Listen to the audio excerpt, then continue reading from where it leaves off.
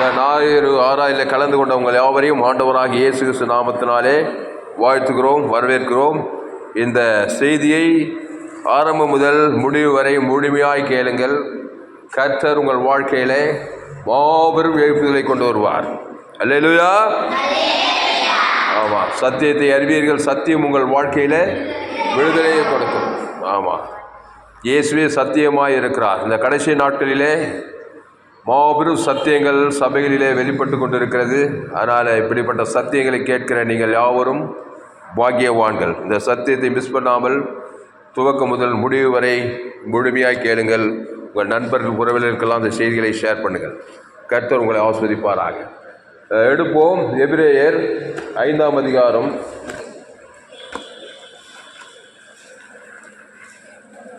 எபிரேயர் 5ஆம் அதிகாரம் 1வது வசனம்.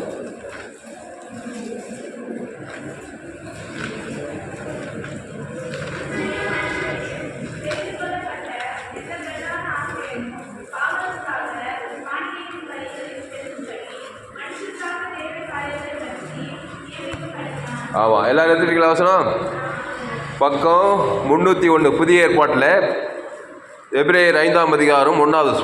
அன்றியும் மனுஷரில் தெரிந்து கொள்ளப்பட்ட எந்த பிரதான ஆசாரியனும் பாவங்களுக்காக காணிக்கைகளையும் பலிகளையும் செலுத்தும்படி மனுஷருக்காக தேவ காரியங்களை பற்றி நியமிக்கப்படுகிறான். அல்லேலூயா. நியமிக்கப்படுகிறான். எப்படி? மனுஷருக்காக தேவ காரியங்களை பற்றி நியமிக்கப்படுகிறான். எதற்காக? மனுஷரால் தெரிந்து கொள்ளப்பட்ட எந்த பிரதான ஆசாரியம் பாவங்களுக்காக காணிக்கைகளையும் பலிகளையும் செலுத்தும்படி அவன் மனுஷருக்காக தேவ காரியங்களை பற்றி நியமிக்கப்படுகிறான். இங்கிலீஷில் அப்பாயின்மெண்ட்னு போட்டுக்கு பாருங்க. Hebrew 5 chapter 1 verse. For every high spirit taken from among men is appointed for men is things pertaining to God, that he may offer both gifts and sacrifice for sin. Appointed. Hallelujah. கையெழுத்து. appointed.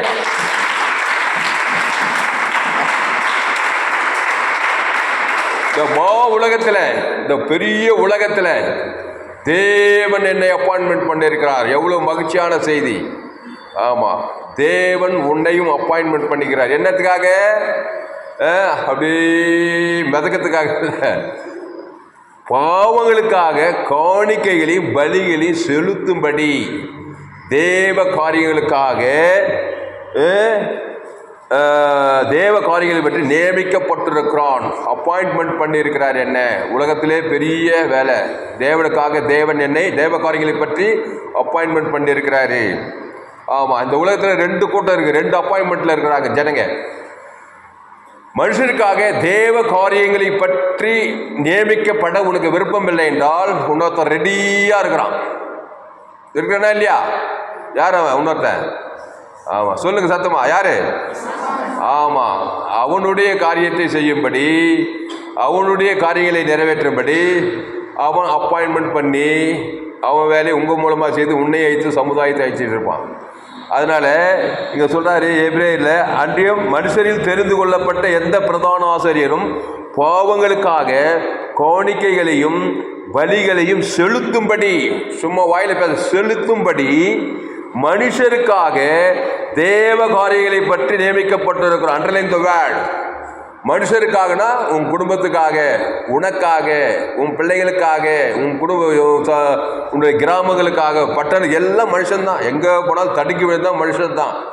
அவனுடைய அந்த மனுஷனுடைய பாவங்களுக்கு காணிக்கைகளையும் பலிகளையும் செலுத்தும்படி தேவன் என்னை appointment பண்ணியிருக்கிறார், நியமித்திருக்கிறார் என்ற ஒரு உணர்வு உங்களுக்கு இருந்தால் நீங்கள் உலகத்திலே ஆசீர்வதிக்கப்பட்டவர்கள். மாபெரும் தேவனுடைய பார்வையிலே, பரலோகத்தின் பார்வையிலே நீங்கள் முக்கியமானவர்கள். அப்படின்னு பார்க்குறோம். அப்போது அப்பாயின்மெண்ட் பண்ணியிருக்கார். ஆண்டவராகிய இயேசு கிறிஸ்து தான் முதல் அப்பாயின்மெண்ட் பண்ணார். பிதாவாகிய தேவன் இயேசுவை என்ன பண்ணார்? அப்பாயிண்ட் பண்ணார். இந்த உலகத்தில் 2 கூட்டம் இருக்குது. 2 கூட்டம் இந்த உலகத்தில் இருக்குது. இது பாருங்க, இந்த ஒரு படம் போடுறோம் பாருங்க.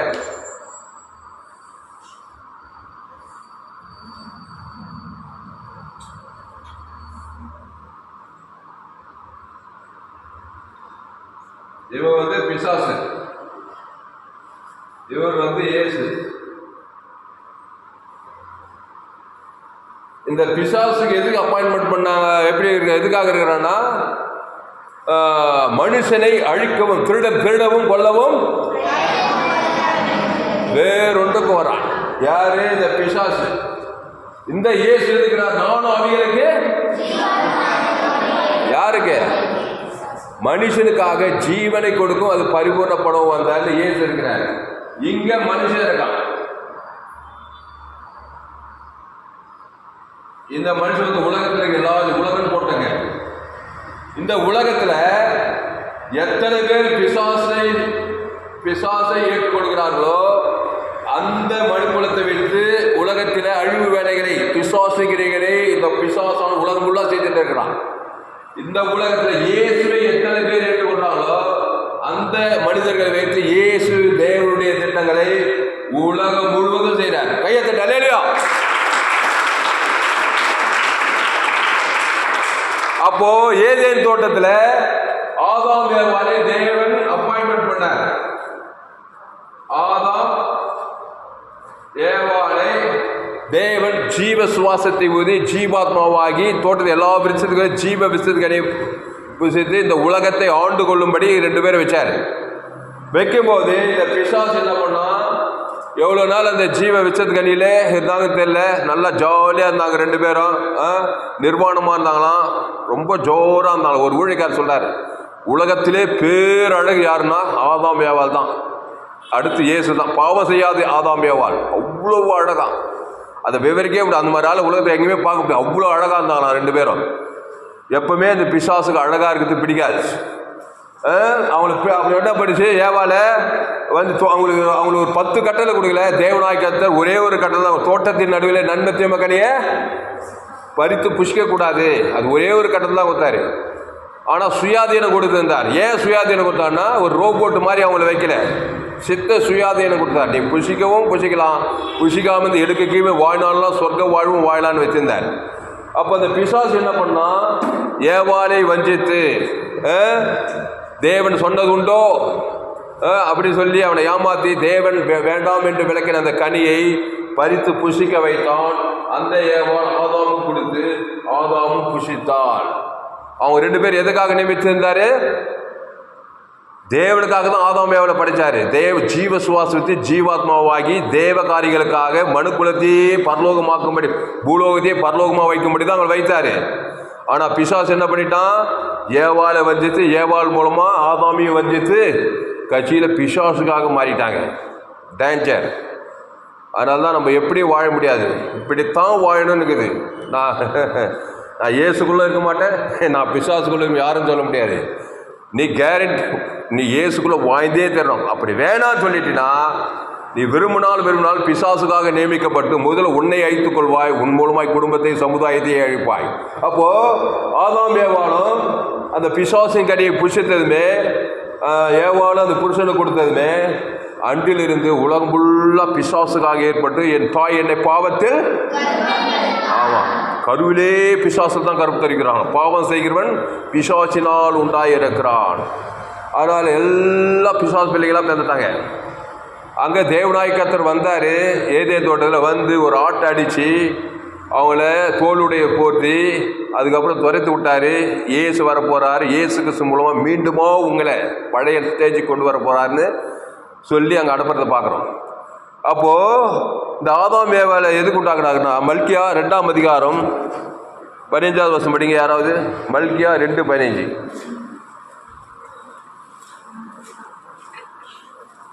மல்கியா 2ஆம் அதிகாரம் 15வது வசனம்.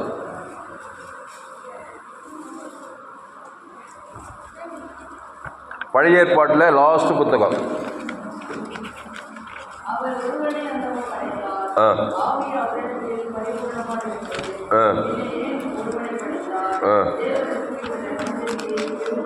போதம். அவர் ஒருவனை அல்லவா படைத்தார், ஆவி அவரிடத்தில் பரிபூர்ணமாய் இருந்தது, பின்ன ஏன் ஒருவனை படைத்தார்? தேவ பக்தி உள்ள சந்ததியை பெறும்படிதானே. என்ன சந்ததி? தேவ பக்தி உள்ள சந்ததியை பெரும்படிதானே. அந்த ஒருவன் ஆதாம்லேருந்து விழாவிலிருந்து ஏவாள், அதுலேருந்து தேவ பக்தி உள்ள சந்ததி பூமி எங்கும் பரவணும். ஆனால் அது தோற்று போய் அது அந்த காரியம் என்ன ஆகி போச்சு? ஏதேன் தோட்டத்தில் சக்ஸஸ் ஆகலை. பிசாசு பக்தி உலகம் ஃபுல்லாக வந்துட்டாங்க. நோவா காலத்தில் பிசாசு எல்லாருமே அழிச்சிட்டான். அங்கே நோவாவை தேவன் தெரிந்து கொண்டார். நோவா பலி செலுத்துறத பார்க்குறோம். நோவா உன் மனைவி குடும்பத்துக்காக அங்கே பலி செலுத்தி, இங்கே என்ன படித்தோம்? மனுஷரில் தெரிந்து கொள்ளப்பட்ட பிரதான ஆசாரியர் பாவங்களுக்காக காணிக்கையிலும் பலிகளையும் செலுத்தும்படி மனுஷருக்காக தேவ காரியங்களை பற்றி நியமிக்கப்படுகிறான். அந்த நோவா குடும்பம் மட்டும் பாதுகாக்கப்பட்டதுன்னு பார்க்குறோம். அதனால் அன்பானவர்களே, இப்போது நமக்கு என்ன பாயிண்ட்டுன்னா, அன்றையும் மனுஷரில் தெரிந்து கொள்ளப்பட்ட எந்த பிரதான ஆசாரியும் பாவங்களுக்காக காணிக்கைகளையும் பலிகளையும் செலுத்தும்படி மனுஷருக்காக தேவ காரியங்களை பற்றி நியமிக்கப்படுகிறார். 2வது வசனம் படிக்க. தானும் 2வது வசனம் அதில் எபிரேயர் 5:2.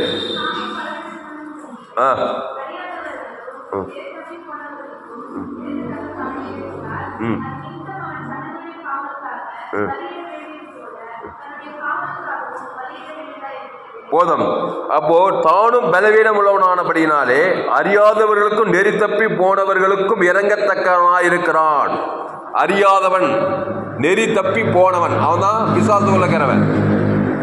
அவனை என்ன பண்றான்? அது நிமித்தம் அவன் ஜனங்களுடைய பாவங்களுக்காக பலியிட வேண்டியது போல தன்னுடைய பாவங்களுக்காகவும் பலியிட வேண்டியதாக இருக்கிறது. அதனால எனக்காகவே நான் ஜீவ பலி செலுத்துறோம். தேவன் தனக்கு ஆதாம் முழு உலகத்துக்கு.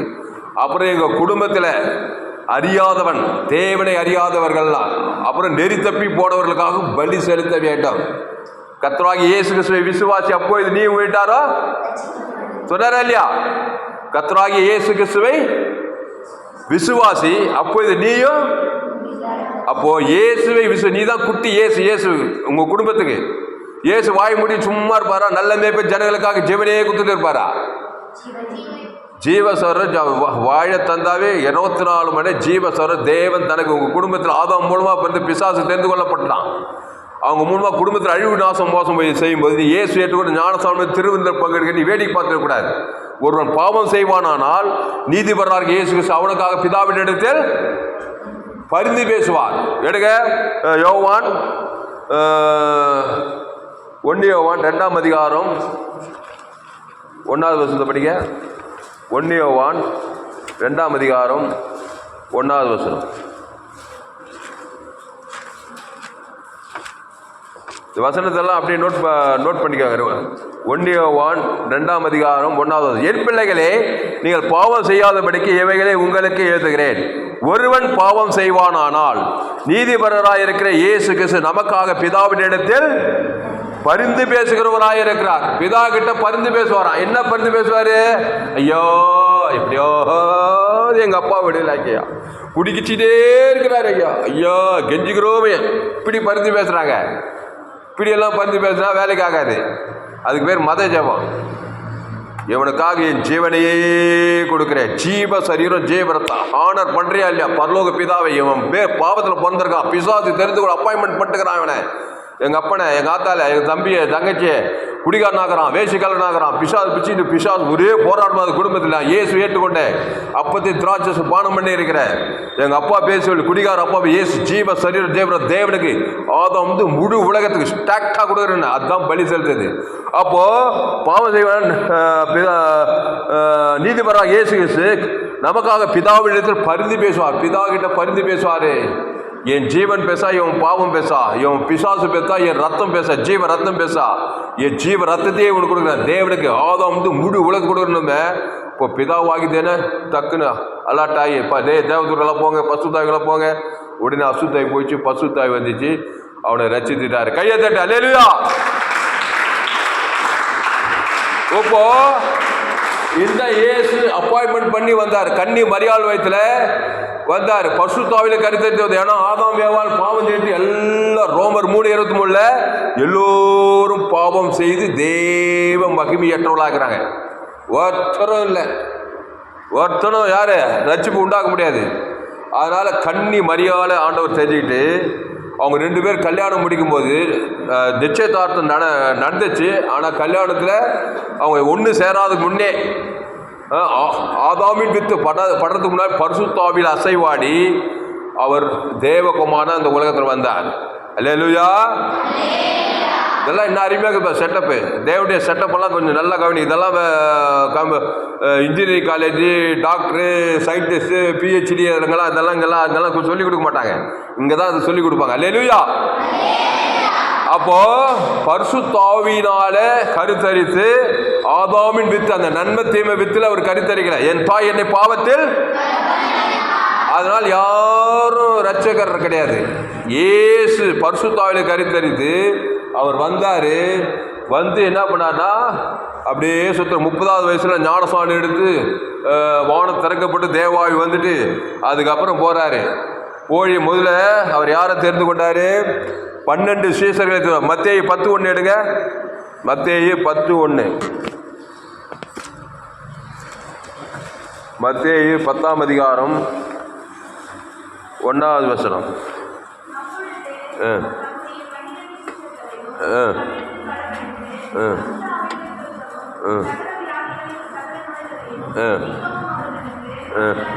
போதும். அப்போ இயேசு தேவகுமாரனா இருக்கிறாரு. அப்பொழுது அவர் தம்முடைய 12 சீசர்களையும் தம்மிடத்தில் வரவழைத்து அசுத்தாவிகளை துரத்தவும் சகல வியாதிகளையும் சகல நோய்களையும் நீக்கவும் அவர்களுக்கு அதிகாரம் கொடுத்தார். அந்த 12 அப்போஸ்தலருடைய நாமங்களாவன: அவன் பேர் என்னது? பேதுரு எனப்பட்ட சீமோன், அவன் சகோதரன் அந்திரேயா, செபதேயுவின் குமார் யாக்கோபு, அவன் சகோதரன் யோவான், பிலிப்பு, பர்தலோமேயு, தோமா, ஆழக்காரனாகிய மத்தேயு, அல்பேயுவின் குமாரனாகிய யாக்கோபு, ததேயு என்னும் மறுநாமம் உள்ள லெபேயு, கானானியனாகிய சீமோன், அவரை காட்டி கொடுத்த யூதாஸ் கொத்து என்பவர்களே. இப்போ படிச்சிட இவங்கெல்லாம் யாரு? வானத்திலிருந்து வந்து நம்ம மாதிரி அம்மா வீட்டில் பிசாசால் பாவத்தால் கருத்தரித்து பிறந்தவர்கள். என் தாய் என்னை பாவத்தில், ஆமா, அந்த கேட்டகரியில் வந்த இந்த 12 பேரை இயேசு தெரிந்து கொண்டார். அல்லேலூயா. அவருக்காக தெரிந்து கொண்டார், அவரோடு இருக்கும்படி தெரிந்து கொண்டார், அவருடைய ஊழியத்தை செய்யும்படி தெரிந்து கொண்டார். இந்த 12 பேர் தான் இன்னைக்கு உலகத்தையே சுவிசேஷமயமாக்குனாங்க. கையை தட்டுங்க அவருக்கு. அல்லேலூயா. இந்த 12 பேருக்கு அவர் 3.5 வருஷத்துல நச்சுன்னு சொன்னா, சுருக்கமா சொன்னா என்ன கத்துக்க? ஜீவ வார்த்தை, ஜீவ மார்க்கத்தை தான் கத்துக்கிட்டார். ஏன்னா எல்லாரும் நன்மத்தையும் அறியத்தக்க, பிசாசு ஏவால முன்குறிச்சு உலகம் ஃபுல்லா நன்மத்தையும் அறியத்தக்க ஷாகவே ஷாக கிடக்குறாங்க. அவனுக்கு என் ஜீவ சொல்ற ஜீவனத்தை தேவன் தர உலகத்துக்கு, இதுதான் பாயிண்ட். இந்த ஜீவ மார்க்கனாய் மாறும்படி தான் இந்த சீசர்களுக்கு அந்த யோவான்ல நானே ஜீவப்பம், நல்ல மேய்ப்ப ஜனங்களுக்காக ஜீவனையே கொடுக்கிறான். திருடவும் கொள்ளவும் அழிக்க வரும் வேறொன்று கூறான், நான் அவைகளுக்கு ஜீவன் உண்டாயிருக்கவும் அது பரிபூர்ணப்படவும் வந்தேன். அப்புறம் வேற என்ன சொன்னாரு? நானே வழி, நானே சத்தியம், நானே ஜீவன். என் பிதா ஜீவனுடையவராயிருப்பது போல குமாரனும் ஜீவனுடையவராயிருக்கும்படி அருள் செய்த. ஜீவனா ஜீவன் நினைச்சுக்காதீங்க. அந்த ஜீவன்றது ஒரு பெரிய உலகம், அது பரலோக உலகம். நன்மத்தையும்னா நன்மத்தையும் அது ஒரு பெரிய கேடுகட்ட உலகம், பாதாள உலகம், பாவ உலகம், சாப உலகம். நிமித்த பூமி சபிக்கப்பட்டு அப்படியே உலகத்தையே நன்மத்தையுமே ஆகிட்டான். எங்க பார்த்தாலும் ஷாவு. நிமித்த பூமி சபிக்கப்பட்ட, காத்து, தண்ணி, நீர், நெருப்பு. மனுஷன் மட்டும் சபிக்கப்படலை, பூமி சபிக்கப்பட்டு போச்சு. முள்ளு குறுப்பு விளைவு உண்டாகி போச்சு. மிருகங்கள் எல்லாம் விரோதமாக எழும்புது, மனுஷனுக்கு விரோதமா. பூகம்பம் வருது, எரிமலை வருது. இப்படியெல்லாம் ஆண்டவர் உண்டாக்கல.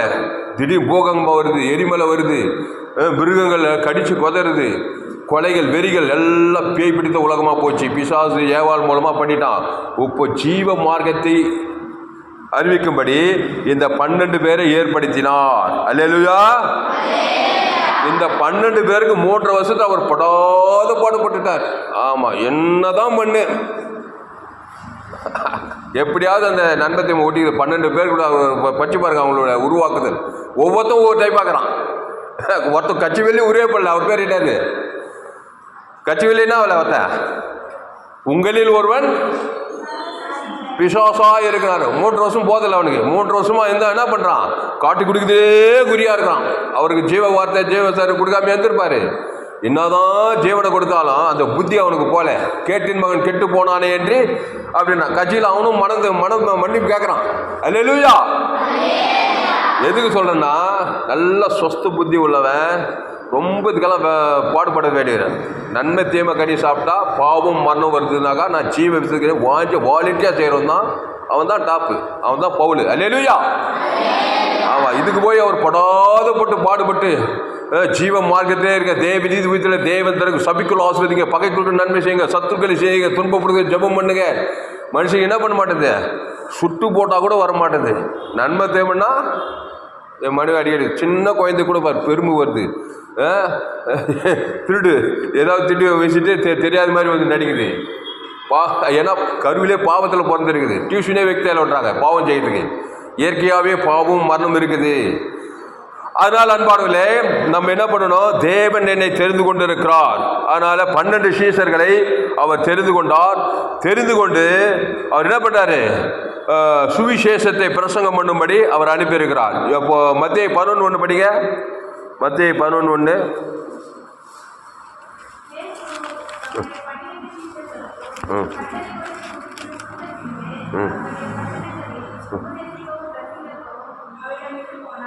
அப்போ இயேசு தம்முடைய 12 சீஷர்களையும் கட்டளை கொடுத்து முடித்த பின்பு அவர்களுடைய பட்டணங்களில் உபதேசிக்கவும் பிரசங்கிக்கவும் அவ்விடம் விட்டு போனார். இங்க பாருங்க, இயேசு தம்முடைய 12 சீஷர்களுக்கும் கட்டளை கொடுத்து முடித்த பின்பு அவர்களுடைய பட்டணங்களில் உபதேசிக்கவும் பிரசங்கிக்கவும் அவ்விடம் விட்டு புறப்பட்டு போனார்.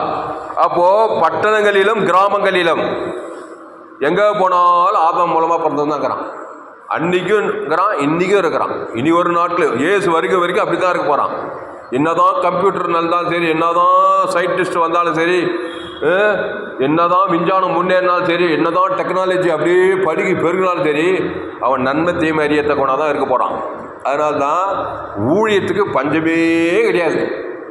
வேலை வாய்ப்புக்கு பஞ்சங்குது, என்னென்னதுக்கோ உலகத்தில் பெரிய பெரிய பஞ்சம்லாம் இருக்குது. ஆனால் ஊழியம் செய்யறதுக்கு மட்டும் பஞ்சமே கிடையாது. எங்க பார்த்தாலும் ஆதாமுக்குள் பிறந்த ஜனங்கள் இருக்கிறார்கள். அதுதான் சொன்னார் இயேசு, அறுப்பு மிகுதி வேலையாட்களோ கொஞ்சம். அந்த ஜீவ மார்க்கத்தில் இருக்கிறவங்க கொஞ்சம் பேர் தாங்கிறான். அதனால்தான் ஆண்டவர் அறுப்பு மிகுதி வேலையாட்கள் கொஞ்சம் போட்டார். அப்போ பட்டங்கள் ஒரு உபதேசிக்கும் பிரசங்க அவ்விடம் விட்டு போனார். அவர் கட்டளை கொடுத்து இயேசு தம்முடைய 12 சீஷர்களுக்கு, இங்க பாருங்க, சீஷன் குருவை ஃபாலோ பண்ணணும். இயேசு குரு, நம்ம சீஷன்.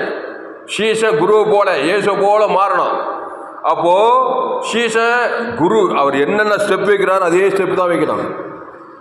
லெஃப்ட்ல வச்சா லெஃப்ட்ல வைக்கணும், ரைட்ல வச்சா ரைட்ல வைக்கணும், திரும்பணும். அதுதான் ஃபாலோ பண்ணுறது.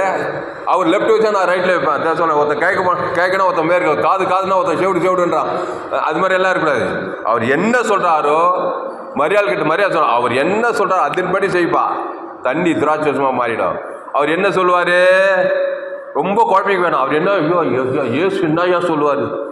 அவர் ஒரு ஜீவன், தேவி நீதிட்டு ஊழியத்தை ஜீவ விச்சத்துக்கு எடுக்காதான் சொல்லுவார். நன்மை தீமை காட்சி சொல்லவே மாட்டார். கையத்தட்ட அல்லேலூயா. சரி, பிசாசு என்னையா சொல்லுவான்? அவன் சொல்றதெல்லாம் நன்மை தீமை ரெண்டோட கண்களின் நிச்சயம் ஜீவனத்தில் சுய நீதி அநீதி. ஜீவ மார்க்கத்துக்குள் போனே சொல்ல மாட்டான். அவனுக்கு தெரியாது, அது அந்த பக்கமே போவாத. ஏவலுக்கு தான் சொன்னான், அந்த ஜீவ விச்சத்துக்கு நீ விட்டுடு, என்கிட்ட வா, நன்மை தீமை வட்டத்திலே இரு. நம்மளும் அவனை விட்டு வந்தாதான் நம்ம ஆண்டவராக இயேசு ஜீவ மார்க்கத்தை பின்பற்ற முடியும். அப்போ 2 சக்தியில் இருக்குது. பாவத்தின் சம்பளம் மரணத்திலே இரு, பிசாசு அடிமைப்படுத்துறான். இயேசு தேவ நீதியின் சம்பளம் உயிர்த்ததிலே இரு. ஜனங்களுக்காக காணிக்கைகளையும் பலிகளையும் செலுத்தும்படி தேவ காரியங்களை பற்றி அப்பாயின்மெண்ட் பண்ணுகிறார். என்னன்னு சொன்னீங்கன்னா, உலகத்திலே நீ தான் டாப்பு. அல்லேலூயா. அவன் தான் ஆபிரகாம், அவன் தான் ஈசாக்கு, அவன் தான் யாக்கோபு, அவன் தான் யோசேப்பு, அவன் தான் கிதியோனு. பழைய ஏற்பாட்டில் அவன் தான் எஸ்தர் ராஜாத்தி, தெபோராலு, ரூத்து, மரியாலு. கையை தட்டு. அல்லேலூயா. அப்போ பார்க்குறோம். மார்க்கு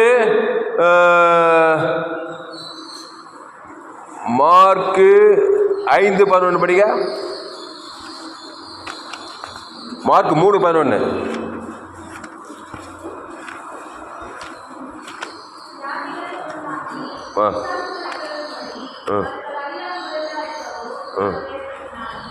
அப்போ அசுத்தாவிகளும் அவரை கண்டபோது, மார்க்கு 3. அப்போ எல்லா சுவிசேஷம் தான் சொல்றாரு. லூக்கா 6:13 படிக்க. லூக்கா 6:13.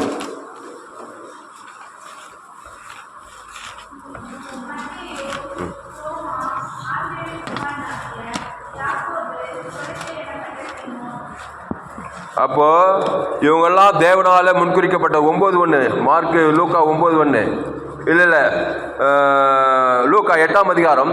பின்பு அவர்கள் பட்டணம் தோறும் கிராமங்கள் தோறும் பிரயாணம் பண்ணி தேவனுடைய ராஜ்யத்துக்குரிய நற்செய்தியை கூறி பிரசங்கிக்கும்படி 12 அவரோடு கூட இருந்தார்கள். படிக்க 8:1. லூக்கா 8:1.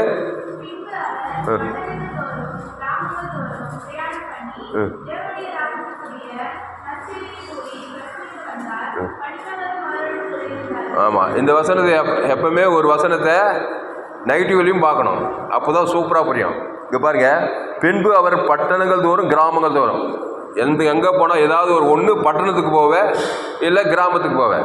2 தானே பார்க்க உலகத்தில், ஒன்று பட்டணம் இல்லைன்னா கிராமம். பட்டணங்களையும் ஜனங்க இருக்கிறாங்க, பிசாசால் பிடிக்கப்பட்ட ஜனங்கள். கிராமங்கள் இருக்கிறாங்க. பிரயாணம் பண்ணி தேவனுடைய ராஜ்யத்துக்குரிய நற்செய்தி கூறி பிரசங்கித்து வந்தார். யாரு? இயேசு. இப்போ 12 பேரை இவன் இயேசு சந்தியத்துக்கு முன்னாடி என்ன பண்ணியிருந்தான்? ஆதாம் வழியாக பிறந்துட்டு இயேசுவே வரல, ஊழியம் ஞானஸ்நானம் எடுத்து ஊழியத்துக்கே வரல. அதுக்கு முன்னே இந்த 12 பேர் மீன் பிடிக்க சம்படுவார்கள், மீன் பிடிச்சுன்னு தான் இருந்தாங்க. அப்போ என்ன பண்ணியிருப்பான்? தேவனுடைய ராஜ்யத்தோட பாதாள ராஜ்யத்துக்குரியவளை தான் நன்மை தீமை காரியம் தான் தேவன் தனக்கு உலகத்துக்கு சாதாரண ஒரு வாழ்க்கை வாழ்ந்து கொண்டு இருந்தார்கள்.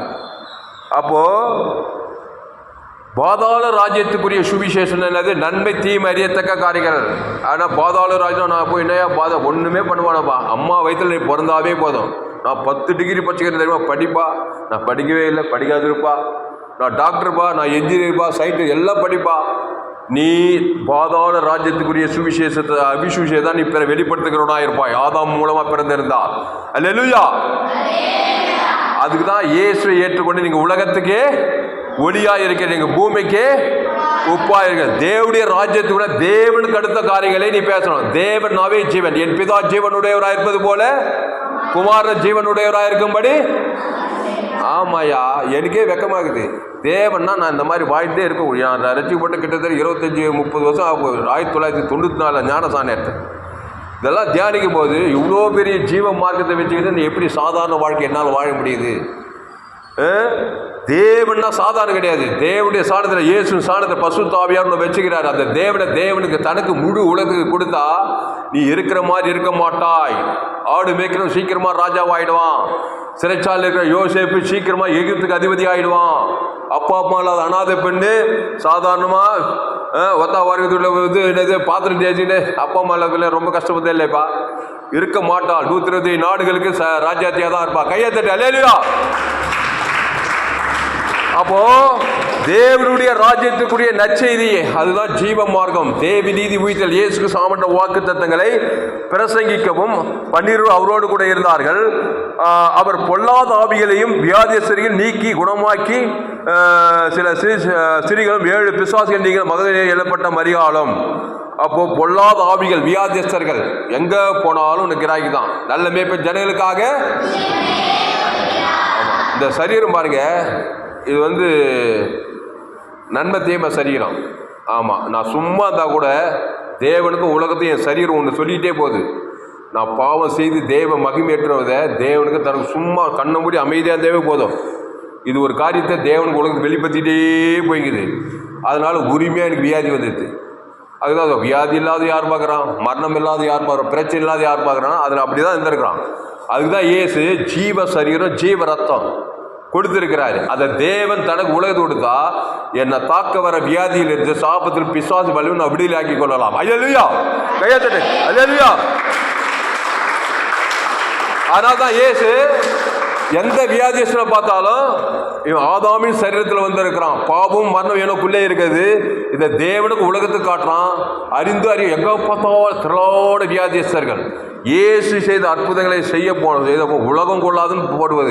அப்படின்னா எவ்வளவு லட்சக்கணக்கான அற்புதங்களை செய்துக்கிறாரு. வேதத்தில் சுருக்கமாக தான் எழுதிக்கிறாங்க. அவர் ஜீவ வார்த்தை ஜீவ சரீரத்தை தேவன் தனக்கு உலகத்துக்கு கொடுத்து வியாதியஸ்தரை சொஸ்தமாக்கி பிசாசுகளை துரைத்தி ஒரு பெரிய கலாரியா தான் இருக்கிறார் இயேசு. அல்லேலூயா. ஆமா, அப்படியே ஒரு பெரிய புரட்சியே பண்ணியிருக்கிறாரு. அதனால அன்பாவில் அப்படிப்பட்ட ஸ்தானத்தில் தேவன் உன்னை நியமித்திருக்கிறார். பிசாசுகளை துரத்தும் வியாதியஸ்தரை சொஸ்தமாக்கவும் அவர் அனுப்பினார் பார்க்குறோம். அடுத்து சில வசனத்தெல்லாம் வாசித்து நம்ம முடிப்போம். தேவன் நம்மை தெரிந்து கொண்டிருக்கிறார். கலாத்தியர் ரோமர் 8:30 எடுங்க. ரோமர் 8:30.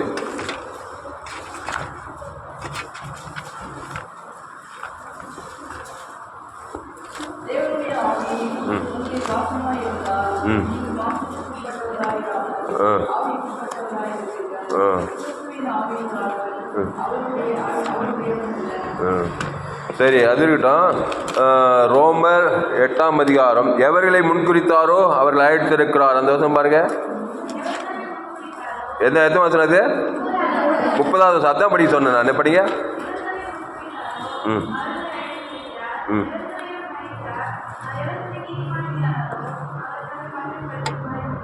சரி, ரோமர் 8:30 எவர்களை முன்குறித்தாரோ அவர்களை அழைத்திருக்கிறார். இந்த 12 பேரை முன்குறிச்சாரு. முன்குறித்து இயேசு அழைக்கிறார். அவர்களை அழைத்து கம் ஹியர், வல்லமையை கொடுத்து, கிவ் பவர், புறப்பட்டு போங்கள், கோ அவே, டெவில துரத்துங்கள் அப்படின்னு சொல்றாரு பார்க்குறோம். அப்போ எவர்களை முன்குறித்தாரோ அவர்களை அழைத்தார். ஏசு அழைக்கிறார். ஒரு ஊழியர் செய்தார் டிஜே சிலகர் ஐயா அவர்கள். ஏசு அழைக்கிறார்.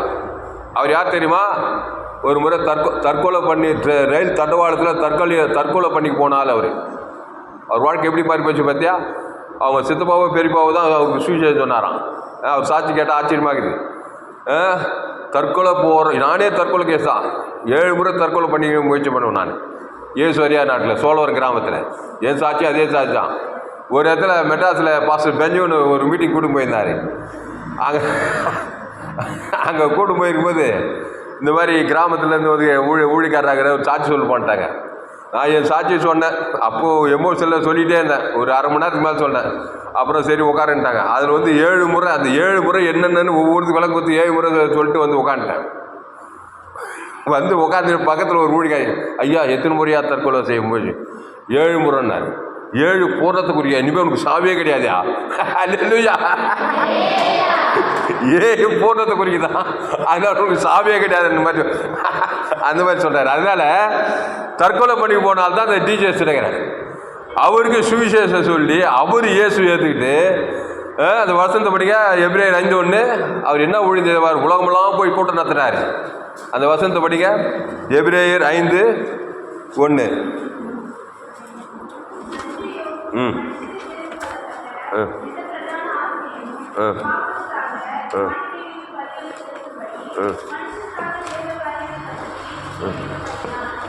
அப்போ அந்த டிஜே சினகர்ன ஐயா அவர்களை மனுஷருக்காக தேவ காரியங்களை அப்பாயின்மெண்ட் பண்ணி அவர் மனிதருக்காக வேலூருக்கு வந்துக்கிறார். நான் ரட்சிக்கப்பட்டு ஞானசானம் எடுத்ததுமே ஒரு சிஸ்டர் என்ன பண்ணாங்க, நான் ரட்சிக்கப்பட்டேன் ஞானசானம் எடுத்ததுமே ஒரு கத்தியை இவ்வளோ பெரிய பையில், இவ்வளோ பெரிய இது கட்டை பையில் இவ்வளோ பெரிய புக்கு, ரட்சிக்கப்பட்டு ஞானசானம் எடுத்த அன்றைக்கி சாயந்தரமே இவ்வளோ பெரிய என்னடா புக்குன்னு பார்த்தா ஏசு அழைக்கிறார் புக்கு.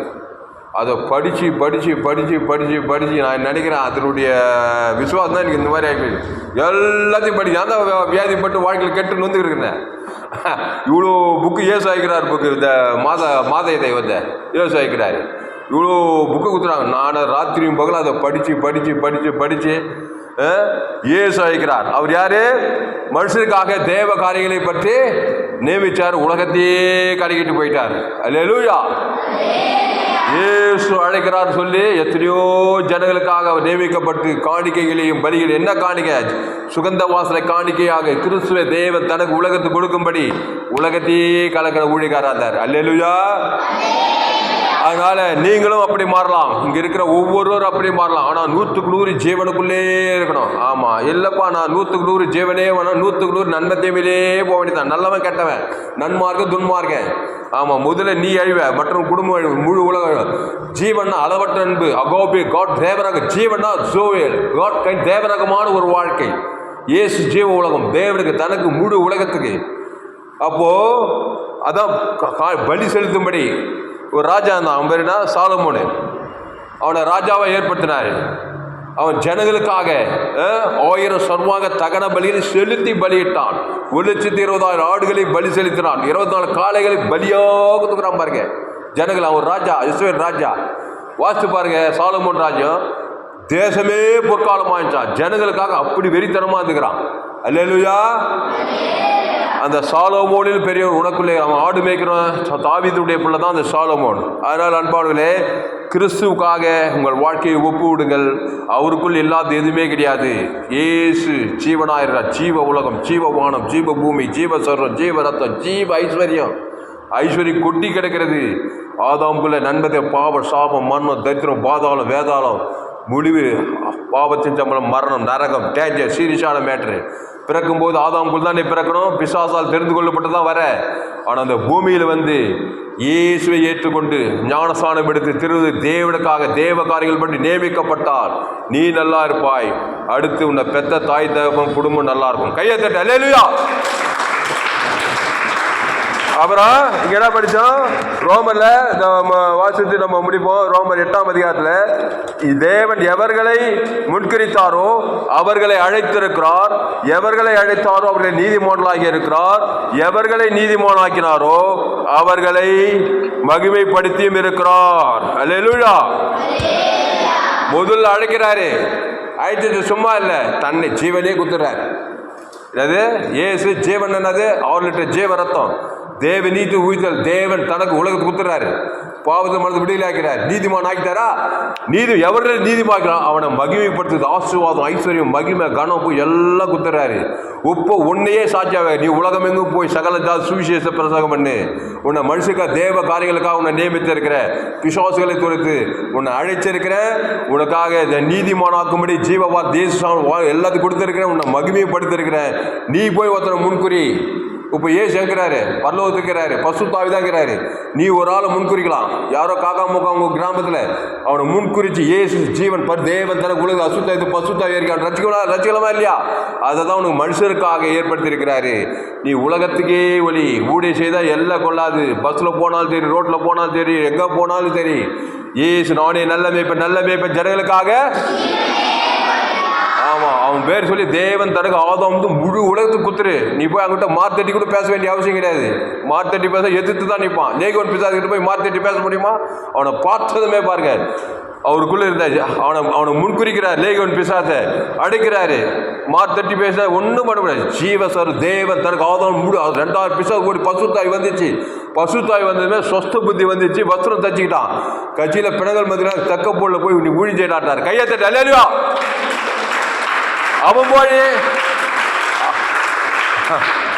அவன் போய் தெக்க போயில மனுஷருக்காக தேவ காரியங்கள் நியமிக்கப்பட்டு தெக்க போயில 10 பட்டணங்களுக்கு ஊழியம் செய்யறான். சாதாரண ரொம்ப மோசமா அந்த வஸ்து பில்லும் சங்கிலி கட்டி பார்க்கறாங்க. கயிறு மனுஷன் இதெல்லாம் செஞ்சு பார்க்கறான். இயேசு சங்கிலி கட்டல, கயிறு கட்டல.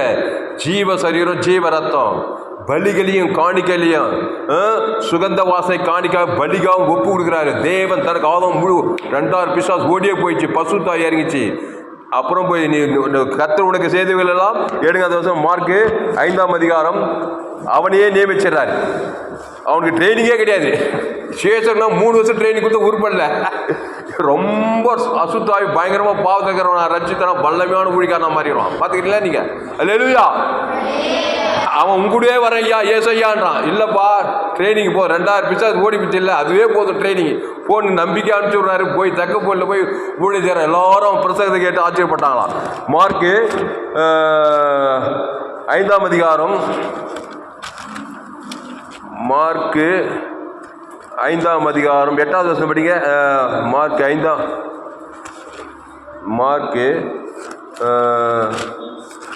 5ஆம் அதிகாரம் 8வது வசனம் படிங்க.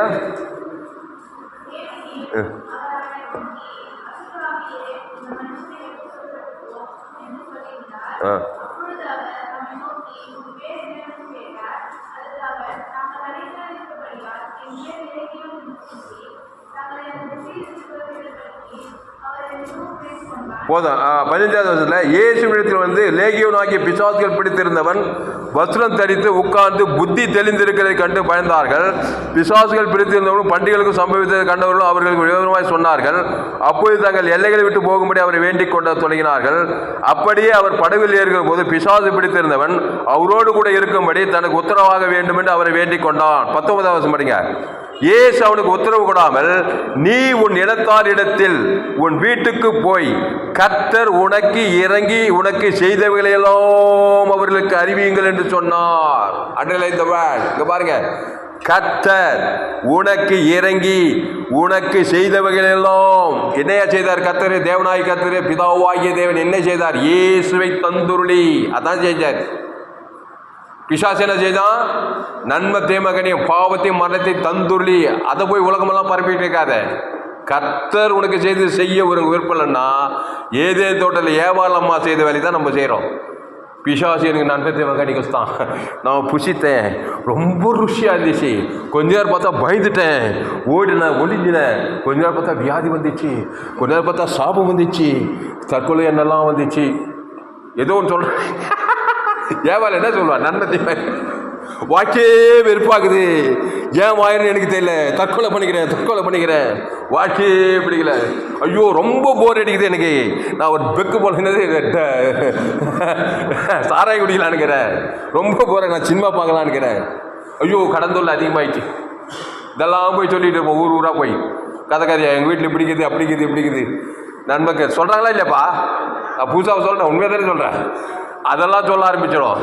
கர்த்தர் உனக்கு இறங்கி 38 வருஷம் வியாதியாசம் என்ன சொல்லியிருப்பா, பெரும்பாடு உள்ள சரி தேவன் பிசாசு பிடித்தவர்கள் ஏசு எனக்காக ஜீவ வார்த்தை கூட ஜீவ சருக்கு பாவம் மண்ணி கொடுத்தார், நித்திய ஜீவன் கொடுத்தார், தேவனுக்கு ஆதாவும் முடிவு சபிக்குள் ஆஸ்வதிக்க சொன்னார், பகைக்குள் நன்மை செய்ய சொன்னார், சத்துக்களை சிநேக சொன்னார், என்னையே உலகமெல்லாம் போய் கொடுன்னு சொன்னார், பாவன்ட்டு மரத்தில் விடுதலையாக இருக்கிறாரு. ஆபிரகாம், ஈசாக்கு, யாக்கோபு அவங்கள என்ன பேசியிருப்பாங்க? கர்த்தரை குறித்து தான் பேசினாங்க, கர்த்தரை உயர்த்தினாங்க. கர்த்தரை நான் எக்காலத்தில் தாவீது கேட்டுப்பாரு, கர்த்தரை நான் எக்காலத்தில் சோத்தரிப்பேன், அவர் துதி எப்போதும் என் நாதோர் உமது நீதி உமது சொல்லிக்கொண்டே இருக்கும், அவருடைய கிருபை அவருடைய தயவு, இதே தான் பேசுறான் தாவீது.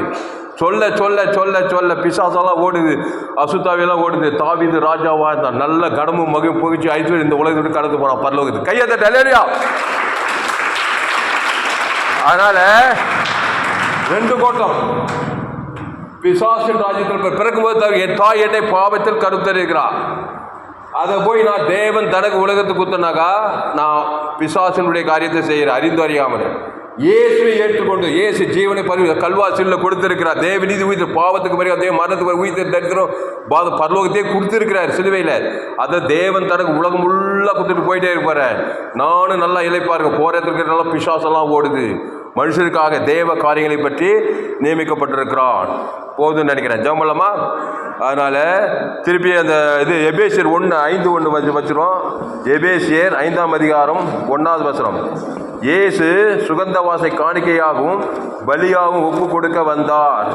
எபேசியர் 5:1 வாசிங்க, முடிச்சிடுவோம். எபேசியர் 5ஆம் அதிகாரம்.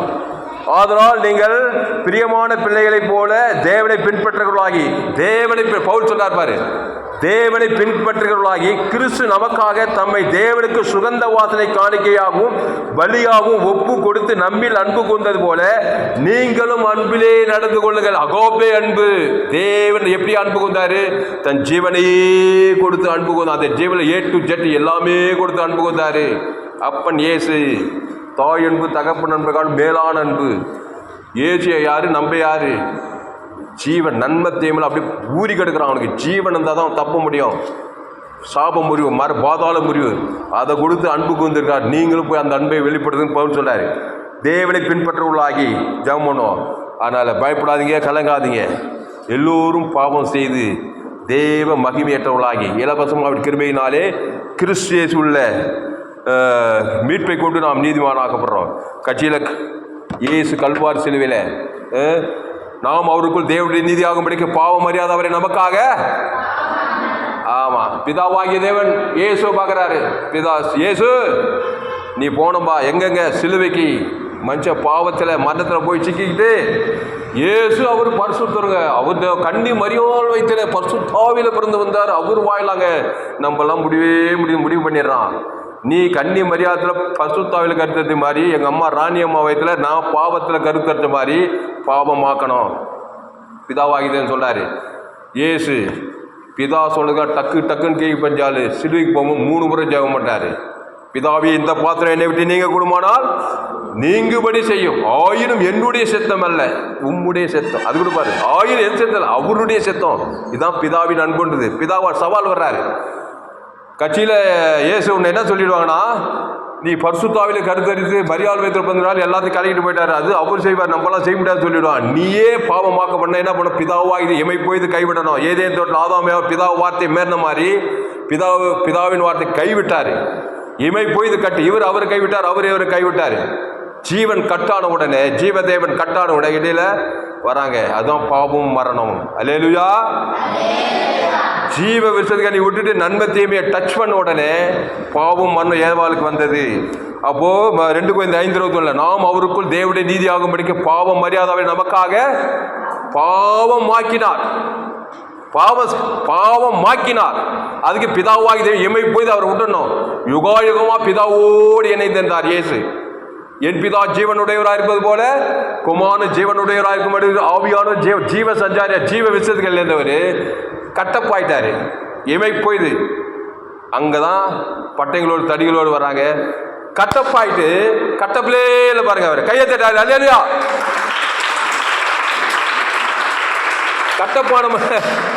கட்டப்பான ஆதாம் ஏவாளே ஜீவ விஷயத்தை நன்மை தீமை கரிய நீ திருப்பி இணைக்கப்படலாம். அதான் உயிர்த்தெழுதல். பாவத்தின் சம்பளம் மரணம் வந்ததுமே ஏசு பிதாவா அப்படியே இமை போய் கைவிட்டு ஆனால் நித்திய கிருபை ஏறினாரு. ஏசு பாவத்தில் மரணத்தில் இருக்கும்போது பாவகாரியங்கள் பலிகள் எல்லாருக்கும் ஜீவ பலி சேர்த்து அவர் விடலான அவருக்கே ஜீவத்தை பிதாவை ஆவியை ஒப்பித்து ஜீவனை கொடுத்தாரா இல்லையா? அப்போ ஈட்டியால் கொடுத்தோம். ஆதாம் முழு உலகத்தை ஜீவனை கொடுத்தாரு. சுகந்தவாசி ஜீவ பலி சேர்த்ததுமே இப்போ பாவன்ட்டு மன்ன பாதாளத்துக்கு போயிட்டு பரிசுத்தாய் வந்து தேவதூர் வந்து உயிர்த்து வானத்துக்கு சகல அதிகாரம் கையெழுத்து. அல்லேலூயா. அதாவது அர்த்தம் என்னன்னா, பாவத்தை ஏற்றுட்டு மண்ணு வாழ்நாளெல்லாம் நீ இப்போ அப்படியே போக வேண்டிய ஒரு வாய்ப்பு வச்சுக்கிறாரியா. ஏசு அந்த காரியத்தை செய்கிறாரு. இமை பொழுது கைவிட்டதுனால காலமெல்லாம் நீ கைவிட்டே இருக்க தேவையில்லை. மீண்டும் ஒரு வாய்ப்பு இருக்கு. பரிகாரத்தை ஜீவசோரை பைதொற்ற பலியை தேவன் தர முழு உலகத்துனா பாவம் நிவர்த்தி ஆகும். அதனால் யாராவது ரொம்ப மோசமாக போனாங்கன்னா அதே கதிக இயேசு ஜீவன் பரிவு தேவன் தட கொடுக்க இயேசு ரத்தம் சகல பாவத்தை நீக்கி சுற்றி இருக்கும். இயேசு அந்த ஜீவ ரத்தத்தை பிதாவாகிட்டே இருக்கு. ஆதாம் வந்து முழு ஒரு ஆள் பாய் கூட கொடுக்கணும். சகல பாவத்துக்கு பசுத்தாய் வந்து மீண்டும் ஐயந்து வானத்தில் சகல அதிகாரம். இந்த சுவிசேஷத்தை உலகமெல்லாம் போய் சொல்லுங்கள். தேவம் பண்ணுவோம். பசுத்த பிதாவே, இந்த அருமையான நாளிலே சோத்திரம். எபிரேயர் 5ஆம் அதிகாரம் 1வது வசனத்தின்படி, கர்த்தாவே தேவ காரியங்களுக்காக நீர் எங்களை நியமித்திருக்கிறீர். பிதாவாகிய தேவன் இயேசுவை இமைப்பொழுது கைவிட்டார். அந்த இமைப்பொழுதுக்கு 3 நாள் பாவத்தில் சாபத்தில் மரணத்தில் பாதாள வெளியும் போனார். கைவிட்ட கதை அதோ கதி இல்லை. மீண்டும் நீ இணைக்கப்படலாம். அதுக்கு ஜீவ ரத்தத்தை சிந்தனம், தேவனுக்கு சிந்தனம். ஆதாம் முழு அதை இயேசு செய்கிறார் சிலுவையில். பாவமாக்கப்பட்டார், சாபமாக்கப்பட்டார், தரித்திரமாக்கப்பட்டார், தரித்திரமானார். நம்மள கலங்கி நடுங்கி அப்படியே ஹார்ட் அட்டாக் ஆகிடும். ஏசு பயப்படவில்லை. ஏன்னா பரிகாரம் அவர் வச்சு பரிகாரத்தை பண்ணி நீ மீண்டும் மூட்டானா நமக்கு முன் வைத்திருக்கும் சந்தோஷத்தின் மறித்து அவர் அவமானத்தை நாம் சிலுவையை ஜகித்துன்னு போட்டுது பைபிளில். சிலுவையை ஜெயித்து எழுந்து வந்தார். அதுக்கு அவருடைய ஜீவ ரத்தத்தை கொடுக்கிறார். ஆதாம்லேருந்து முழு உலகத்துக்கு பிதாவாகிய தேவன் ஆவியை ஊற்றி ஜீவனை கொடுக்கிறாரு. ஈட்டாலும் அதே 6 லிட்டர் ஆதாம்னு முழு உலகத்தை கொடுக்கிறாரு. பாவத்தை மரணத்தை பாதாளத்தை ஜெயித்து இந்த ஜீவ மார்க்கத்தை உலகமெல்லாம் போய் சுவிசேஷ பிரசவம் பண்ணுங்க. யாரெல்லாம் விசுவாசித்து ஞானஸ்தானம் பெற்றுக்கொள்கிறார் அவர்களால் ரட்சிக்கப்படுவார். விசுவாசி ஆக்கினைக்குள்ளாகுது. விசுவாசம் உள்ளவனாகி ஞானஸ்தானம் பெற்றவன் ரட்சிக்கப்படுவான். விசுவாசி ஆதவனோ ஆதாம் மூலமாக பிறந்து பாவத்தை மன நன்மத்தேம காரியத்தை ஏவாள் வாக்கியே வாய்ந்து அது செல்ல இது செல்ல நாடு செல்ல கொடுத்து அது செல்ல இப்படியே பேசி பேசி பேசி பிசாசு பிள்ளையாகி குடும்பத்துக்கு பாருங்க, சமுதாயத்துக்கு உலகத்துக்கு பாருங்க, புத்தி பாதாத்துக்கே போய் சேர்ந்துருவான். விசுவாசம் உள்ளவனாகி ஞானஸ்தானம் பெற்ற ரட்சிக்கப்படுவான். விசுவாசி அதன் ஆக்கினிக்குள்ளாத்தீர்தான் சொல்லிக்கிறார். பசுதாவி இந்த வார்த்தை கொண்டு ஒவ்வொரு ஆஸ்வதிக்கும்படி ஜெபிக்கிறோம்.